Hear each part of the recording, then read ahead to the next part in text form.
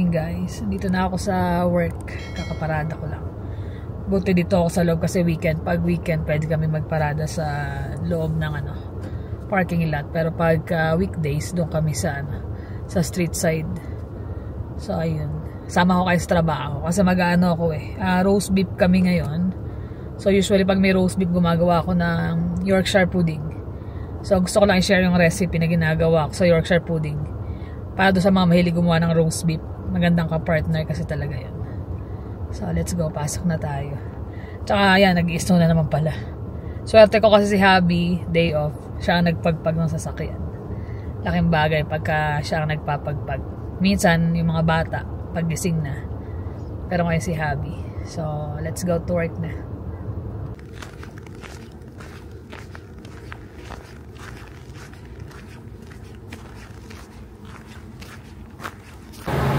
So yan, nire-ready ko na yung gagamitin ko para sa Yorkshire pudding. Usually ito yung nagagamit ko sa whole service. Nasa 80 something pieces to. So yan, habang lalagyan mo ng oil. As in maraming oil. Para hindi manikit at saka maging mas airy yung natin. Yorkshire pudding. Tapos, habang pine-prepare ko to, preheat ko na yung oven ng 425 Fahrenheit para mainit na mainit. Kailangan kasi smoking hot yung Yorkshire pudding. Tapos, yung oil I mean. So, kung gagawin nyo sa bahay, pwede nyo naman yung 400 pero make sure nyo yung mga exhaust fan nyo naka-on kasi talagang mausok to. So, pag umusok siya, that's the time ilalagay mo yung butter. Yung gagawin kong Yorkshire na butter.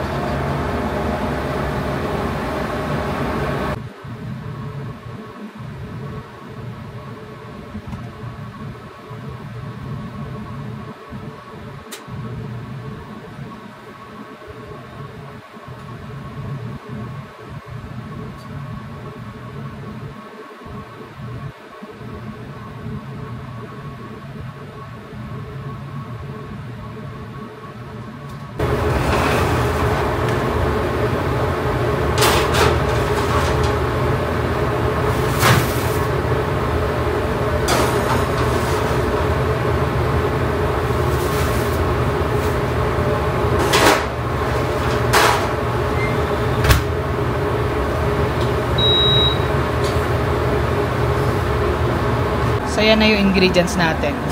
Equal amount ng egg, flour, tsaka milk. Tapos, i-season natin siya ng nutmeg, salt, at tsaka pepper. Tapos, mimix lang yan.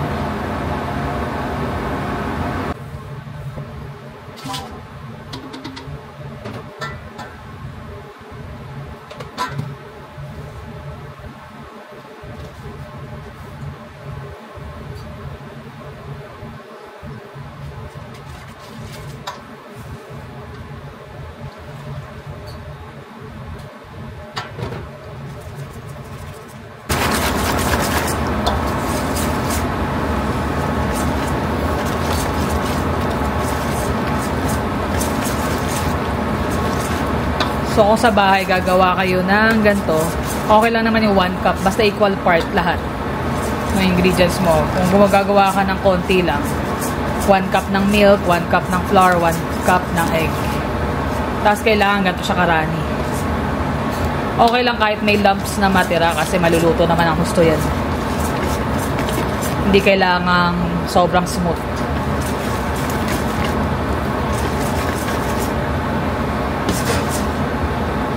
So, yan na yung mixture ko. Sinalin ko na rin sa lalagyan. Para mamaya mas mabilis nang mag-transfer. Check natin. Yan. Nakita niyo umuusok na. Ready na yan kapag ganyan. Smoking hot na ibig sabihin.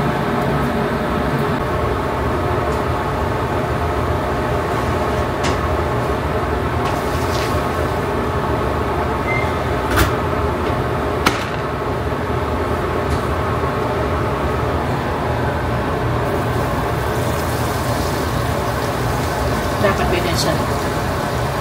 Messy talaga itong gawin, pero after naman worth it talaga. lalagay nyo lang siya halos ano lang. Almost half lang no lalagyan.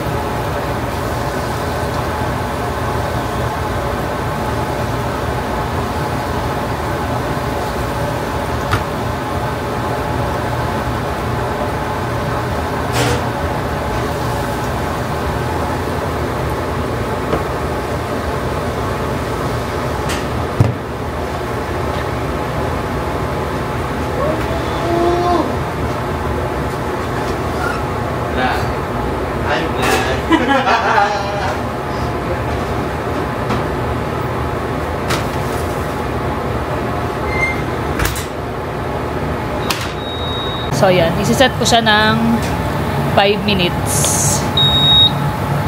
425 pa rin ang temperature. Tapos, after 5 minutes, ibababa ko yung temperature niya ng 375. Para hindi siya masunog agad.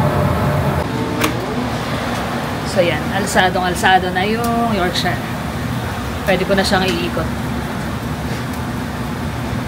Tapos, baba ng temperature ng 375. Ayan, luto na yung Yorkshire pudding. Ayan, dapat ganyan siya. Tapos airy talaga siya. Tapos light. Yung iba yan dinidip sa gravy. Kailangan pag gumato tamang temperature yung ano nyo, mantika para umalsa siya ng husto. Kasi kung hindi, magmumukha lang siyang muffin.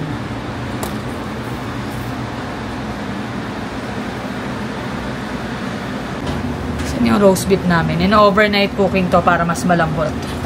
So, iiwan siya ng panggabi. Iiwan siya na naka-overnight roasting. May setting naman dito. Yan. Tapos 134. So, medium rare. Medium rare to medium yung ano yan. Temp sa loob. Tapos ito, ready ko na yung next na ipe-prep ko para bukas. Kasi ahead kami dapat lagi ng 1 day. So, bukod sa nagluluto ka ng for today, kailangan mag-prep ka for the next day. So, bukas Irish lamb stew ako. So, kailangan ko maghiwa ng gulay. Kasi ito yung lamb. Ihiwain ko na maliliit yan. Kung nasa ilalim yung chicken, para ngayon, Greek chicken.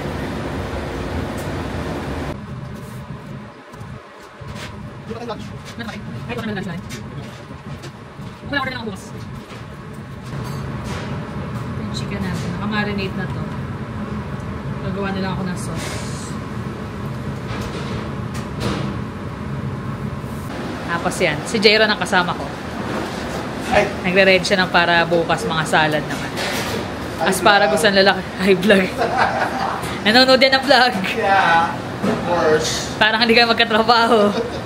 Updated? Of course. Ayan. So, naka-ready na. Nag-prep na for tomorrow kasi ready na yung para ngayon niya.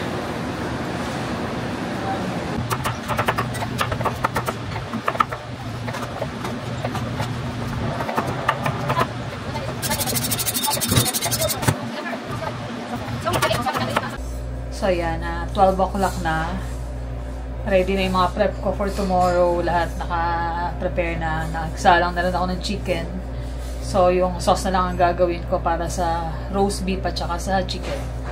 For now, gawa muna ako ng ano. Dahil Sunday ngayon, wala yung chef namin. So, ako gumagawa ng ordering pag Sunday.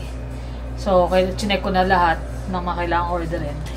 Make sure ko na okay na yung kailangan namin until Thursday. Kasi Wednesday, may delivery ulit kami, panibago na naman. So, kailangan the whole day na hanggang Thursday ready na. Para dumating man ng Wednesday, yung mga karne, frozen, at least, ano na, nakato na ng ayos. So, ayan, maglalagin na ako. Medyo take time pa rin mag-order kasi bago yung system namin ng ordering.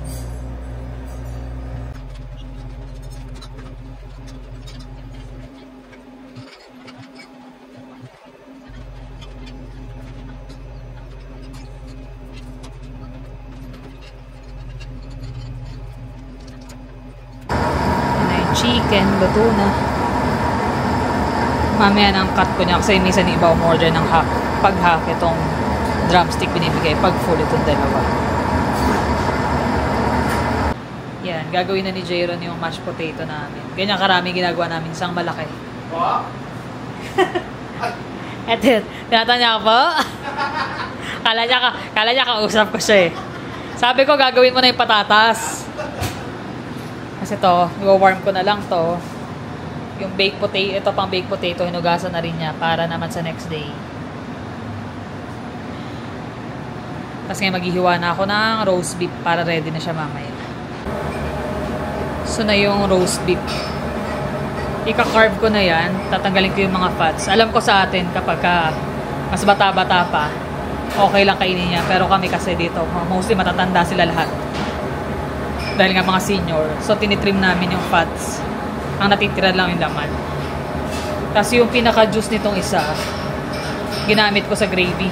Gumawa na ako ng gravy.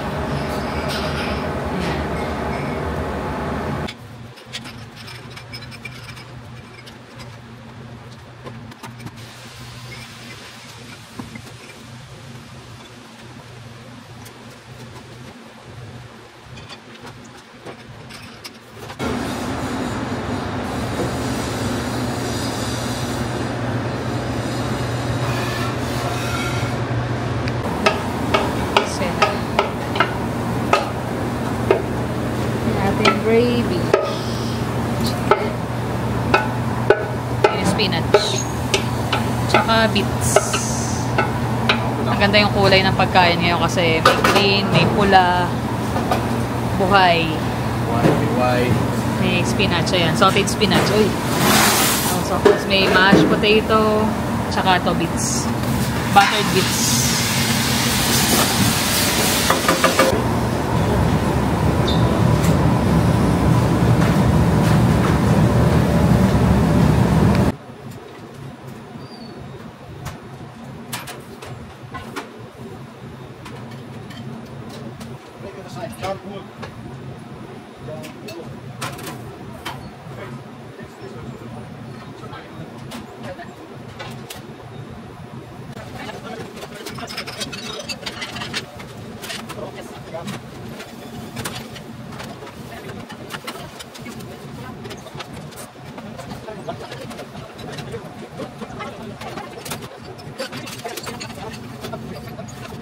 So, ayan. Tapos na yung duty ko. Ayan, oily-oily yung mukha ko.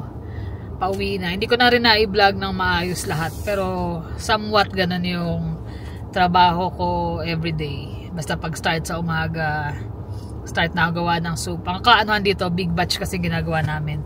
Dahil napakain namin is 140 to 150 katao. Everyday yon. Kaya, usually meron kaming mga guests kapag gantong Sunday. Pero this time parang ilan-ilan lang. Siguro dahil lang hindi maganda ang weather. Yan, nagpapainit na nga lang ako ng sasakyan. Medyo malamig kasi.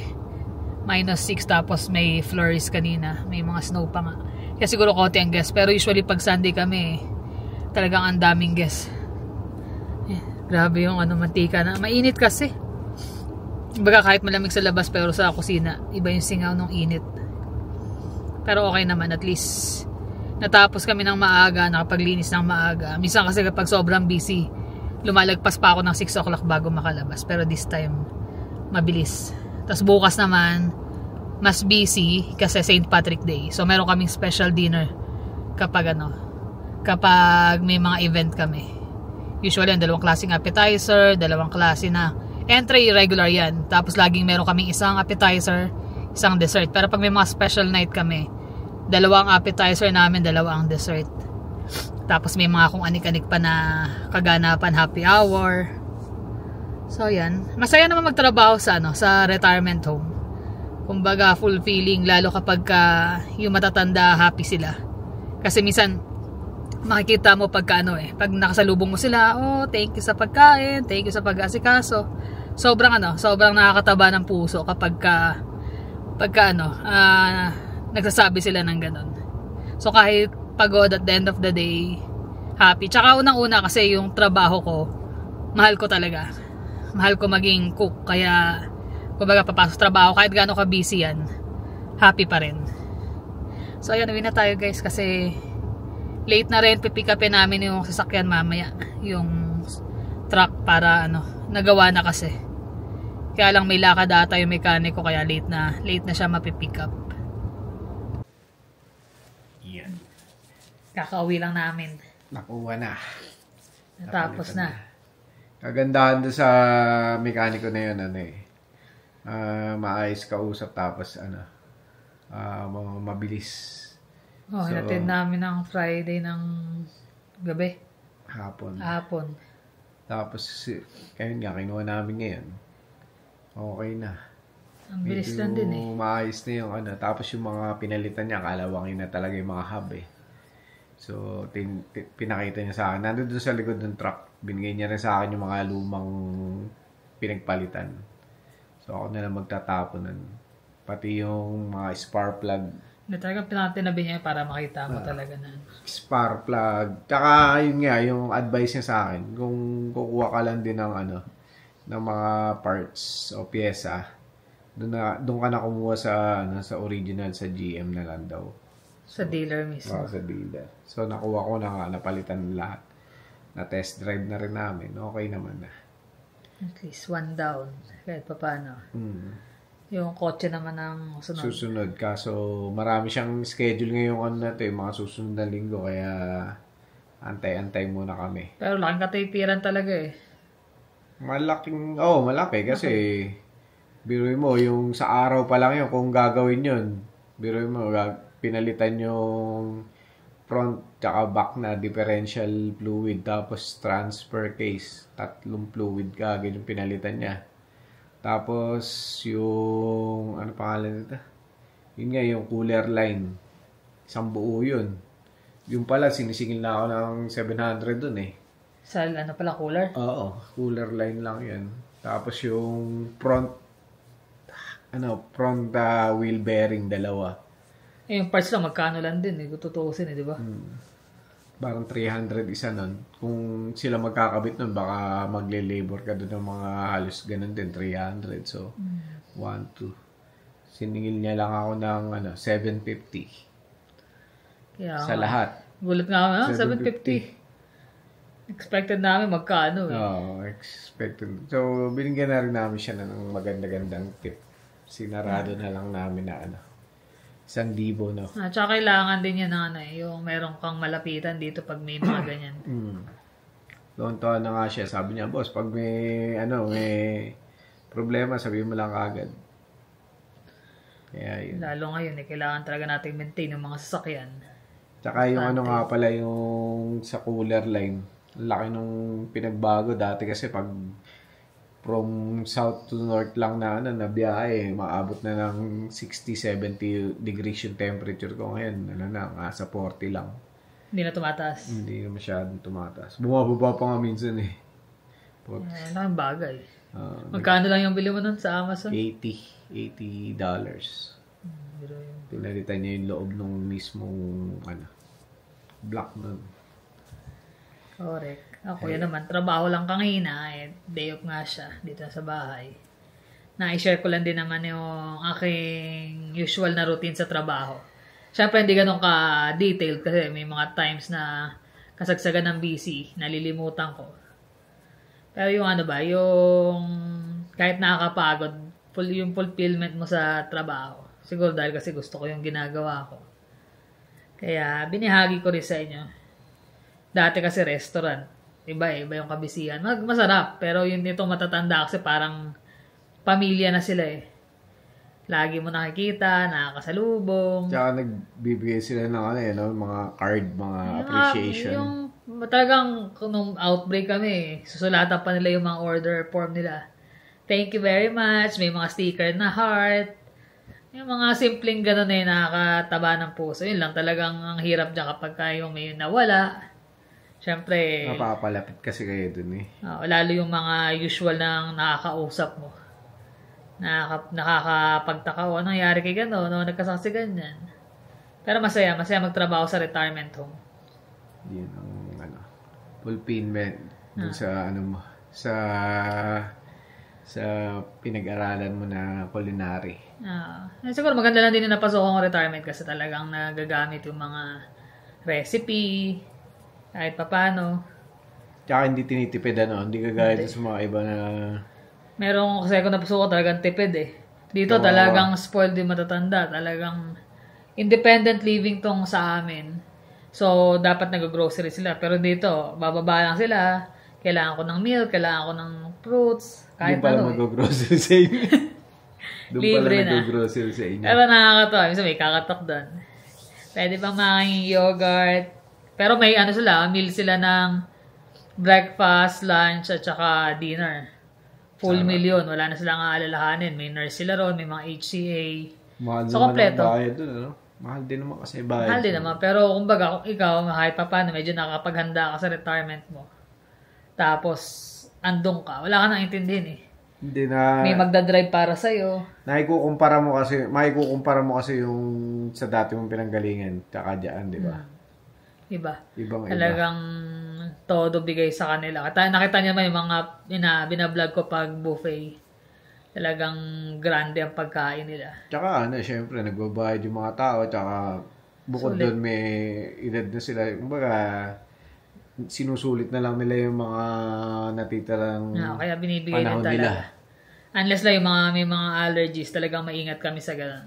Yun ang problema din. Kasi kailangan make sure mo yung may mga gluten kami, may lactose, may kung anik-anik, kailangan may low sodium. So every time magluluto ka, kailangan may nakaseparate ka. Yun lang naman. Naka-note naman yata yun eh. Noted May note sa papel nila kung sino yung mga may... yung mga gumagawa nun. Yung... Kami nagluluto nun. Hindi, ibig sabihin yung nagno-note nun. Ay sa dining. Dining na. May iPad nakalagay doon. Pag pinunch in nila yung, dapat pinakita ko daw yun ng pag ng order. Kalagay doon kung meron siyang bawal siya ng tomato, Ganun. may mushroom allergy, Naka-update sa iPad may profile nila. niya. May profile sila, lahat naka-update yung mga nila. Kailangan ng diet nito, soft Kasi diet. dati wala. Meron pero hindi kasi detail dito. Ngayon yan, sa amin, pag lumabas yung papel, nakalagay na lahat doon. So kahit sabihin mo hindi mo tanda yung pangalan, Basta sundin mo yung papel. sundin mo yung papel. Alam mo kung delikado sa ano to. Hindi mo naman kailangan tandaan na yung pangalan. Pero sa tagal kasi, nakikita mo, wala pa ba si ganito, may oras kami kung sino yung mga late na bumababa. Makakabisado mo unti-unti. Yan lang naman. Sana na-enjoy nyo yung tour.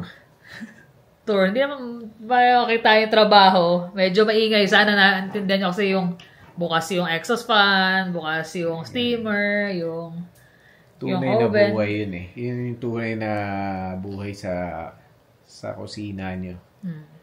Siyempre, iba-ibang kusina, iba-ibang style ng pagtatrabaho. Kaya dami ko nga rin, kung ilalagay ko maghapon doon ay kulang talaga ang isang vlog. Pero yun, at least naibahagi ko sa inyo ang konting clip ng aking trabaho. Paano guys, maraming salamat sa inyong panonood. Ingat kayo lagi. See you on the next vlog. Bye!